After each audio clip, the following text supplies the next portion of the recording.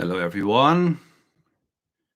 Using again the YouTube streaming software, so I hope that this is good enough. This is a members only stream. Thank you all for being members. Those will happen from time to time. I don't like scheduling anything because that is stifling to any genuine creative work.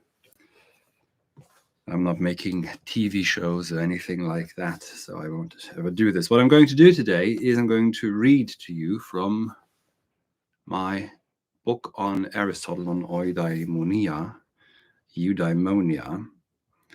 which I will self-publish using Amazon. I have to say the binding looks really good. The print looks really good. This was taken from Wikimedia, so it's a copyright-free painting. It's the Dance of Apollo with the Muses by Giulio Romano.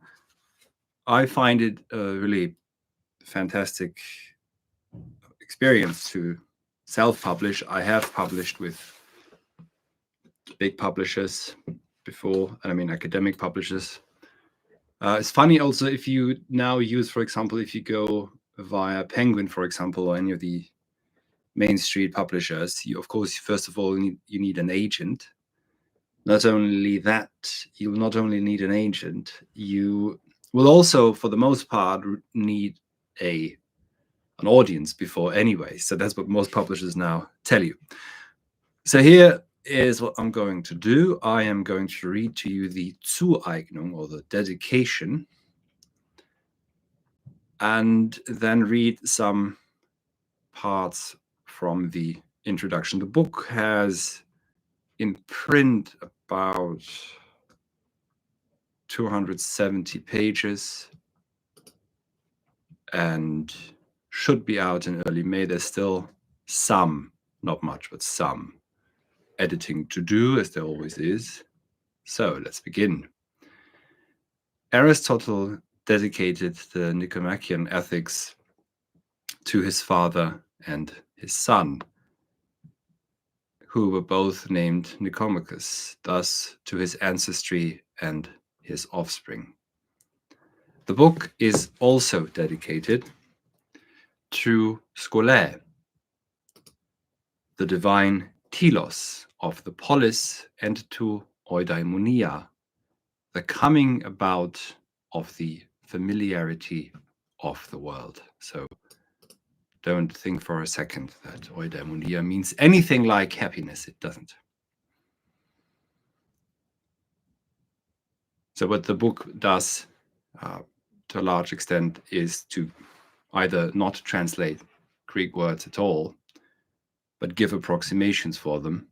And in this way, introduce these words, reintroduce these words into the vernacular. It's not as though we've never done this. The word problem itself is Greek. To problema means cliff and edge, and also problem and riddle and solution at once. We've got the word pharmacy from pharmakon. We have the word theory from Theoria. So it's not as though we haven't done this before. So Eudaimonia is the coming about of the familiarity of the world, so that the world is a home, a dwelling ground fit for man. The book thus in some way depicts a double movement towards the divine and towards the human being, moving towards both at once from within the specific human dimension, which is the ethical dimension that is in accordance with arete, the unifying noble spirit of a people. In this dimension called Ethos, Eudaimonia, may hold sway. The word ethos, properly understood and established, means precisely this: homestead. And it's always good to read this out aloud. It's so different from just writing. The polis forms the whole and is thus the place where all these elements come together. The polis grounds itself in self-sufficiency as such, which the Greeks referred to as Scholē. Another word for that, of course, is also autarkia, but Scholē goes deeper. The word Scholē, there's a very key word of Greek thinking, which the tradition has all but forgotten, is usually translated, or I would say mistranslated, as leisure. This translation, however, destroys the access to the genuine scope and significance of what the Greeks built their households and states on, even grounded their thinking in. Scholē is the root word for our word, school. And do we ever stop to think what a school is supposed to be, if it is to be a school? A school is the place where children are to come in touch with and experience and learn what will ground them in their lives. Scholē is related to the verb echein, which means to have, to hold oneself, to maintain.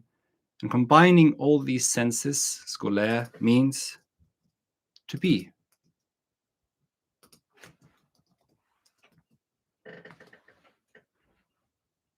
Echein means scholē. Means to be. So echein, also to have, to hold, also has the sense of to be. We can hence think of scholē as the self-sufficient holding ground that helps ground the polis and the human being. Scholē comes first. This is why sometimes leisure is still referred to as the basis of the Occident des Abendlandes. You may have heard of Joseph Pieper's book on Muße und Kult, which in English is leisure, the basis of culture, or cultus, depending on the translation. Only when in our midst scholē arrives as that which allows to found and ground the polis, can we also begin to remember how to govern ourselves, that is autarkeia, or autarky. Plato knew of this kairos, of coming to one's senses by orientating nous towards scholē. In his dialogue Critias, he relates the moment in which Athens becomes Athens. This is not a historiographical chronological account. You see, this is exactly the relentless folly of empiricism, is to try and find this missing link, this one precise moment when the first human was born in the millions of phlegmatic evolution. It's such a phlegmatic idea, evolutionary theory, as if the hand had developed out of, I may develop here one finger, and then a million years later, maybe a second finger here. It's such a silly story. The hand was just there, full on there. And as Barnett Newman said, the first man was an artist. The first Greek was a thinker. And a polis is only a polis. A polity is only a polity when it grounds itself, in its self-unification with itself. That's what arete means, unification. The kairos here in question is of nous, of thinking. The nous gets reorientated. And then there's also an ideaton, a sudden seeing, ideton, as Plato says.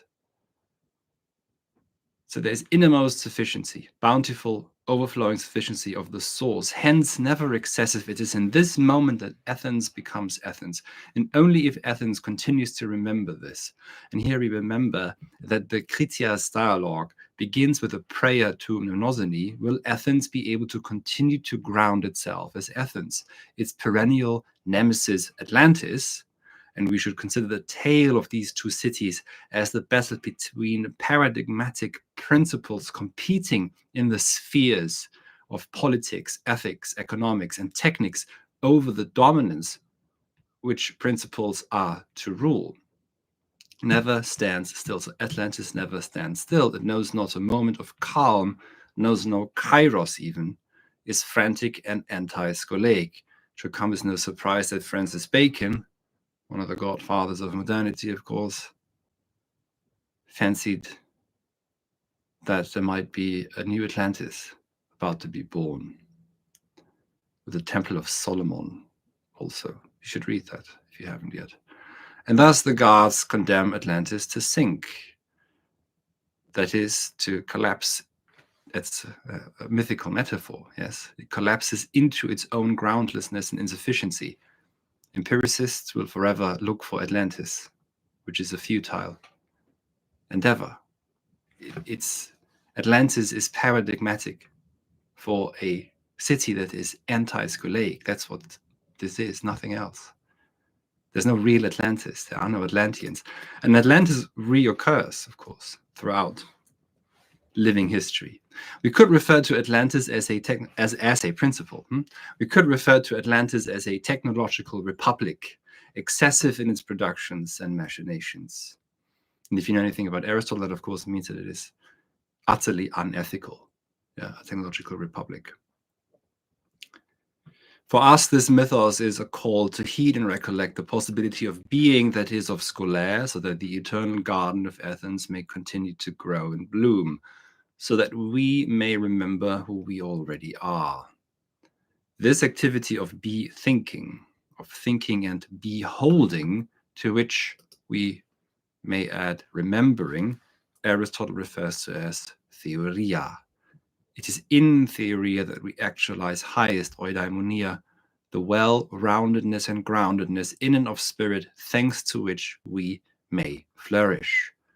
In Book 10 of the Nicomachean Ethics, a book which continues to await and welcome its readers, Scholē is present as the divine telos of the ethico-political, that is, the human dimension. There is in the human being a divine element in which the human being partakes, or rather which he actualizes, and thanks to this divinity, the human being is capable of enacting what is immortal also as a mortal, the infinite in the finite.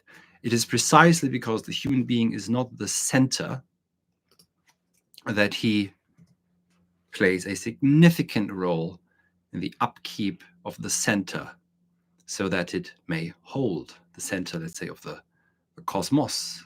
Yeah.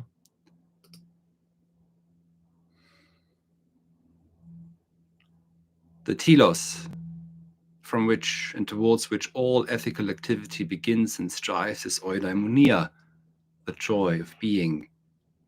Together, Scholē and Eudaimonia invite us to the divine beginning towards which we strive so that we may excel.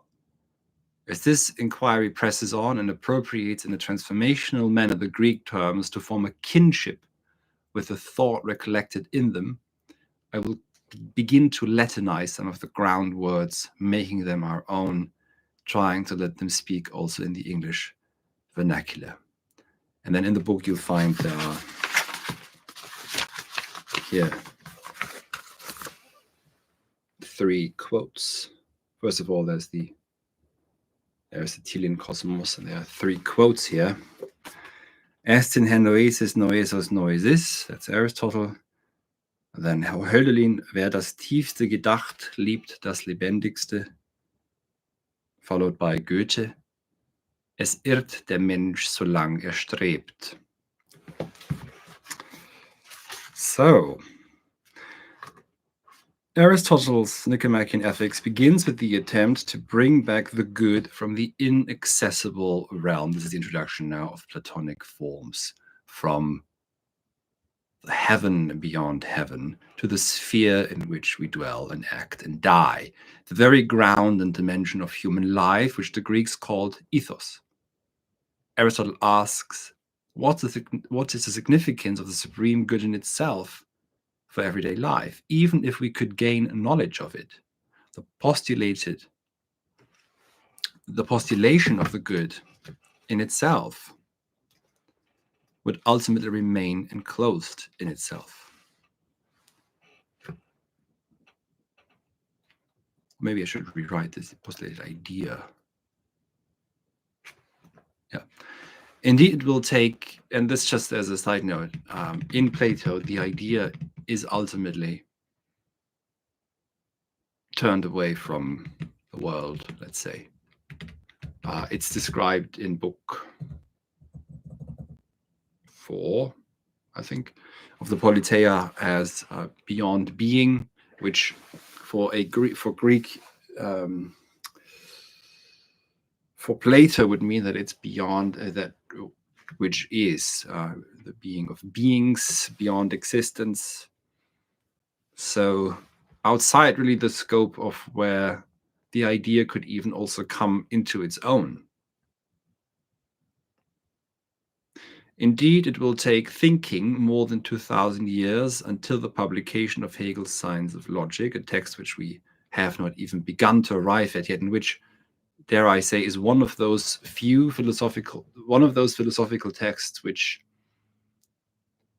you really need a long run of preparation for to get to. So Hegel himself is very clear, adamant about this as well. You need to have a firm grounding in Kant's transcendental idealism. You need to have understood Kant's revolution in logic first, before you can read the Science of Logic. Hegel's phenomenology of spirit, just as Martin Heidegger's being in time, are steeped also in the tradition, but they are more standalone texts. But with something like with a text like the Science of Logic, I would advise first to have read Kant for many years and Hegel also, and then slowly arrive at it. But the presupposition of Hegel's Science of Logic is very much the German language. Yeah, so there's almost so it's a good idea to know to have a either German teacher or know German yourself a bit when you read Hegel's Science of Logic, at least some words.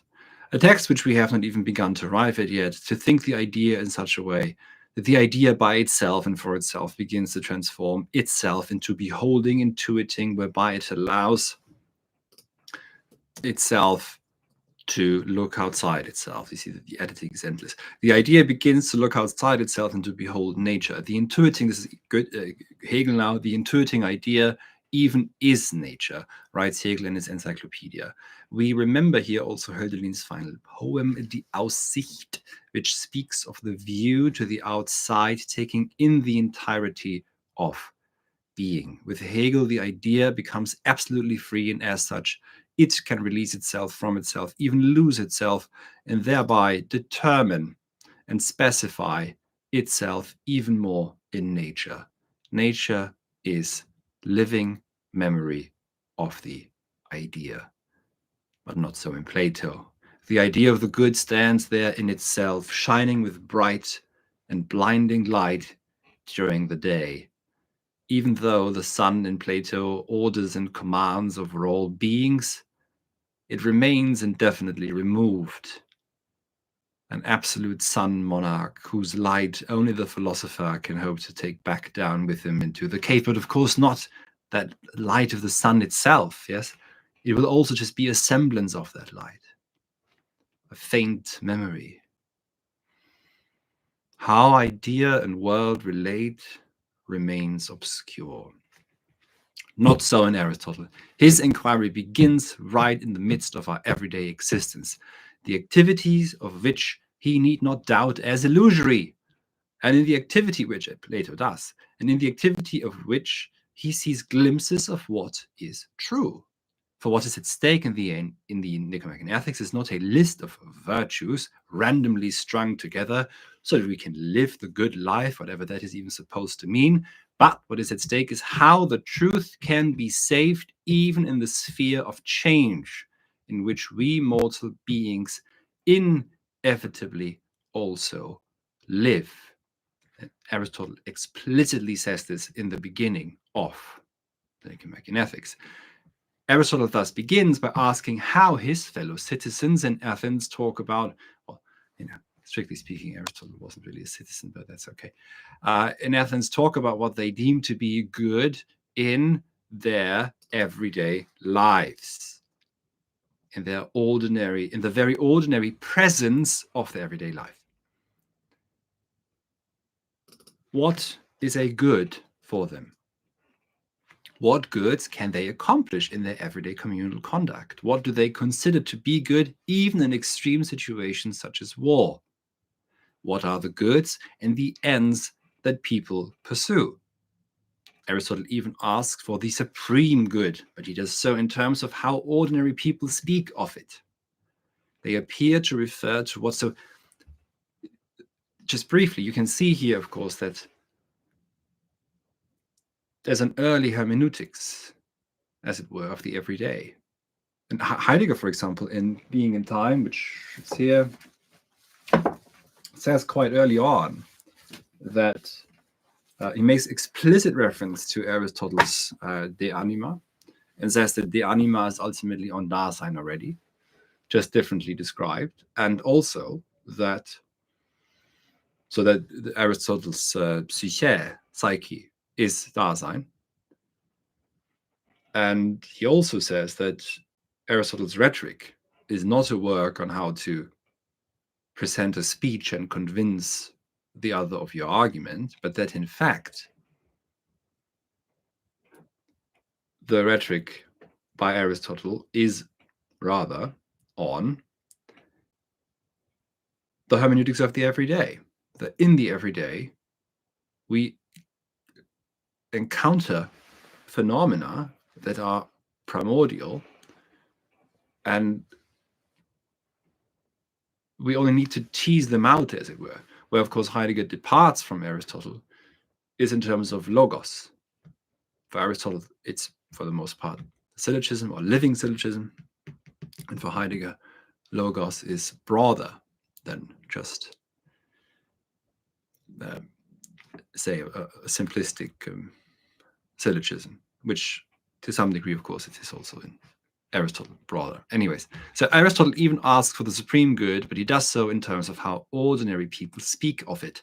They appear to refer to what is supremely good as an end in itself, something pursued for its own sake only, a good that can never be used as a means. The attainable good that is best and that cannot be turned into a means, people seem to refer to, for the most part, as Eudaimonia. Aristotle here thus appears to try to weave together again what we have come to refer to as the theoretical and the practical. How do people think of the good, and how can they enact what is good? This despite the fact that some of his remarks in Book 10 of the Nicomachean Ethics appear to privilege the life of nous, of Theoria, as higher than and as separate from the life of arete, praxis. So, the life of nous usually, of course, is translated as the life of the mind. I refrain from that for the simple reason that, again, as with vita contemplativa, you have certain connotations already. So what I like to do is I give you the Greek words, and sometimes it will be Latinized, sometimes they will be, I will write them in Greek, and it will be, sometimes it will be intuitive why it's in Greek and why it's Latinized. It's not perfectly patternized or patterned, but rather it follows the sort of an intuition in writing where we are in the text, etc. So, and for the most part, what I'd like to see as you're reading this text, I think what might happen is that arete becomes part of your vernacular. You might be reading this, maybe English is a second language to you as it is for me. So you might just introduce arete in your vocabulary of thinking. Arete is an untranslatable word. I can tell you now that, for example, when I was a pupil still at gymnasium, at a Liceo Classico, where I had ancient Greek and Latin, we were not allowed to translate the word arete from the Greek, simply because it doesn't mean virtue. The word virtue is so misguided. It means, virtue means force, power. So it's the exact opposite of what Aristotle, because arete is visible self-unification, that is actualizing. That's actualized. So character is a better translation for arete. Virtue means, there's a reason why virtue is related to virtuality. It means power of, efficacy of, etc. That's not what arete is at all. That's completely wrong. And again, it just has all these, you've got the 4 cardinal virtues, the 7 cardinal virtues, etc. So all of this is to be refrained from, because if we have any relationship with the tradition at all, then all this talk about the Western canon, blah blah, which apparently the Western canon currently is expanding towards the Middle East. I have a feeling, which is quite funny. The so-called Western canon that we carry forward, this wonderful fire. No, you cannot just carry forward any old lump of an afterglow. You need to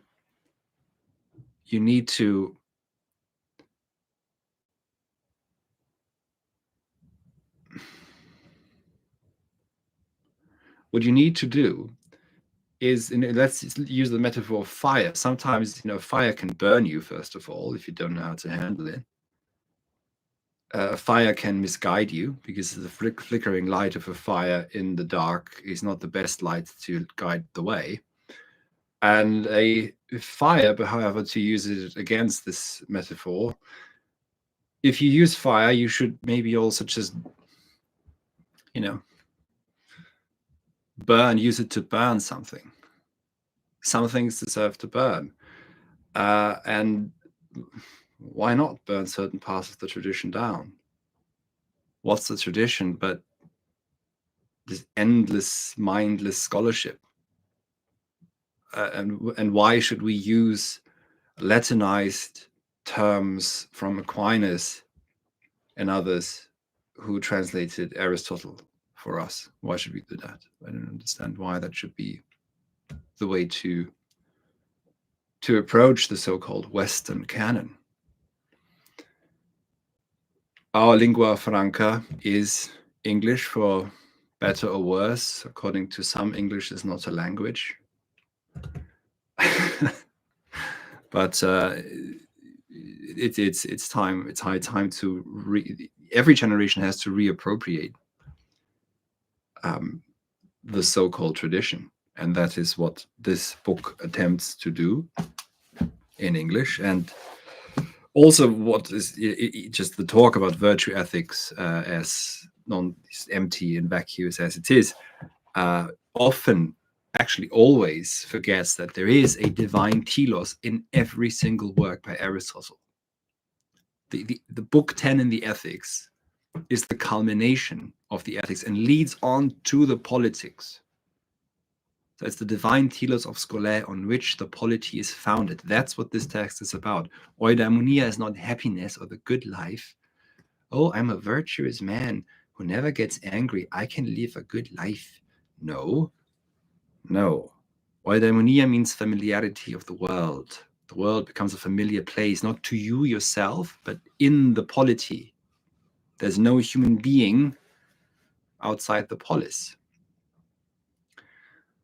So the way in which to approach certain words is to reappropriate them. It's not to leave them entirely untranslated. There are translations for every single word in here. Arete is unification, self-unification. Sometimes it's character, but it's always also context dependent. And sometimes it just makes more sense to use the Greek word because it can mean everything at once. Yeah. And so similar with the word eudaimonia, Scholē, etc.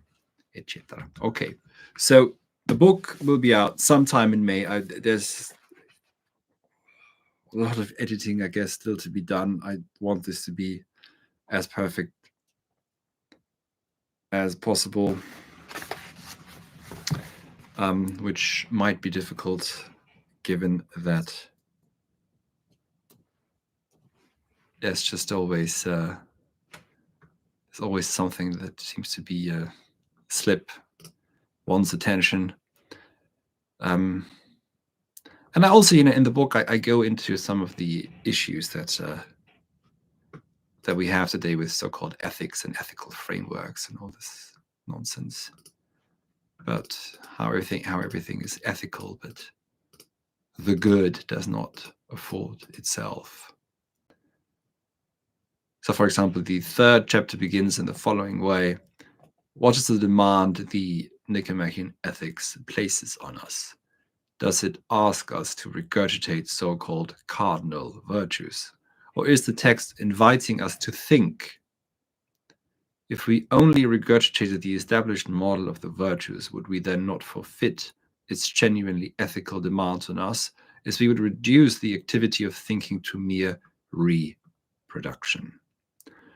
The tradition treats of the so-called four cardinal virtues and their corresponding so-called vices as if they had simply fallen from the sky.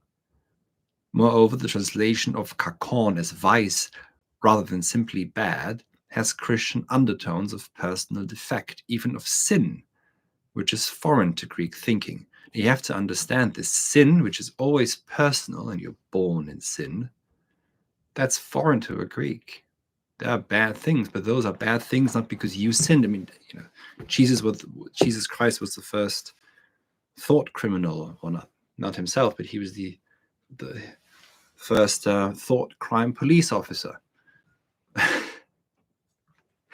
And just thinking of certain things already makes you a sinner in the eyes of God. And now you've got to confess. What is a bad for a Greek is what harms the polis. So, kakon, to kakon. So, it's a long history here that could be traced of. So you see, already Aquinas appropriated Aristotle, but appropriated. It's wonderful. I've got some of his works here. For example, the Ente et Essentia, which is extremely helpful to understand the baggage that we've inherited from scholasticism, etc. He's not a foundationalist, I think. I'd certainly take Aquinas any day over Spinoza and others. And however, there still is a need to retranslate the Greek, or we just don't read the Greek. Because if you read the Nicomachean Ethics, this is a work of virtue ethics where I can now learn how to be permanently in apathy and have absolutely no feeling and be perfectly moderate all the time. And you find out if you read the book in this manner, you will not see the many passages in which Aristotle, for example, explicitly says, if you fail to be angry with someone who deserves your anger, then you are, in fact, immoderate. So Bernard Williams, for example, on Oxford Dawn, claims that the Nicomachean Ethics boils down to some repressive or depressive or depressed call for moderation. Something to that effect, he says, which to me, not to me, let's just say more generally speaking, could imply that he, in fact, hasn't read the book. And you'd be surprised how many well-known scholars don't actually read the books that they're writing on. Was it McDowell or McDougall? I've never read him. I guess he was also Oxford or Cambridge. He once admitted, he wrote on Kant, and he admitted at some point that he had never read the first critique. And he didn't mean this, in this humble manner of where you read it 5 times and then you say you have to admit that I still haven't read it. No, he just never read it. Apparently, at least that's what I heard 12 years ago. So, yeah. So it's not but so for example, the theory praxis. Yeah, these are conceptual pairs that we've inherited from Aristotle. But here's something funny about Theoria. Theorein is an activity. Theorein is an activity that means to behold, to take into consideration. And here's something I should ask you. Do you think we could plow a field, which seems so simple? Could you, there's thinking, theorein in this broad sense is involved there also. And the life of nous is not the vita contemplativa, world withdrawn, etc., but it's about intensity. Yeah. intensity and resonance. So MP says, oh, thank you, by the way, for being here. I'm sorry, I keep rambling on. A habit of mine. Yeah, I let you be the judge, whether it be a good or a bad habit. But it is a habit. And so MP says, it's excellent, you were not allowed to translate certain words. So Heidegger, so we were always asked to and required to translate the word in context in a way that it made sense in that context. And those were the best teachers that we had who made us do that in ancient Greek, who allowed us to do, who encouraged us to do that, because you could take the easy way out and just say, oh, it's Tugend. Arete is Tugend, virtue, broadly speaking. By the way, here's a wonderful book if you don't know it, the Werner Jäger Paideia, which, oh, I'm so sorry. Werner Jäger's Paideia, which this is just the first volume of 3. There are English translations of this available. There are also PDFs available of the English. Werner Jäger, and I only found this out when I had, so arete, the prefix alpha, ro, always indicates in ancient Greek a coming together, ein sich fügen, ein sich zusammenfügen, a coalescing, conjoining, etc. And so I had arrived at speaking about coming together, joining together, etc. And I read Werner Jäger's Paideia, which I'd only just recently got my hand on, as I'm already writing this book, and he translates Arete as Vereinigung aller Exzellenz, aller Vortrefflichkeit. I'm sorry. So unification, which is exactly how I translated it as well. So I was very glad to see that someone who is a lot higher, not only in the hierarchy, but also in his understanding of these ancient texts, had arrived at a similar translation. So I quote Jäger here also in this book. So I'd highly recommend this work if you haven't gotten your hand on this yet, to try and find a PDF of these 3 volumes. You might also be interested, if you're interested in how we can reconnect with the ancient world, in Giambattista Vico. I'm looking for Vico right now, and of course I can't find him. He should be somewhere here. You should never rearrange your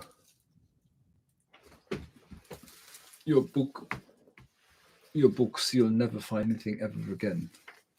Great. Oh no, it's somewhere here. Giambattista Vico, La Scienza Nuova. There are English translations of this work. The New Science would be the English. I don't know actually about other translations. I'm not sure that there's one in German. I haven't looked. Oh, there he is. Yeah, I was certain he should be somewhere here, because this would make the most sense. La Scienza Nuova. These are all the editions, and Vico, verum ipsum factum est. Yeah, you may have heard this before. This slogan almost has an incredible. He's an anti-Cartesian to the core, anti-rationalist, and presents us with a metaphysical and practical history, and also with an attempt to reconnect with Homer, for example. So here is Harris. Thank you, Harris, for being here. And how many writers actually hire ghostwriters? Yes, I have recently heard about this too. So, sometimes they're quite honest, and you'll actually see the ghost writer, the actual writer, on the cover page mentioned as written by, or something to that effect. I think Mr. Trump does that, but others won't, and it's quite a quite expensive. So there's a lot of money to be made with ghostwriting. It's a lot of work, though. But I think even so, I must be very difficult to try and write and basically invent a style for someone else. But then again, does anyone really still have their own style? Here's Babkin. In Armenian dictionary, it also says brave. You have to tell me, please, for which word, if you're referring to arete. So look, I don't. But your question is that correct? And I don't care about correctness. Many things can be correct.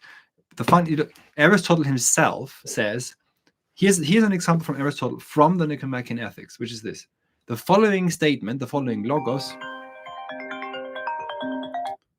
Sorry, the following logos is okay. Yes, arete. So here's my answer to this. The following logos is correct.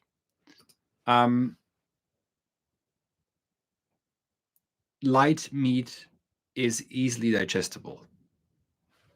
That's a correct statement. Now, Aristotle says if someone knew of this statement, that doesn't help him at all in any way. Why? Because he might not know what light meats are.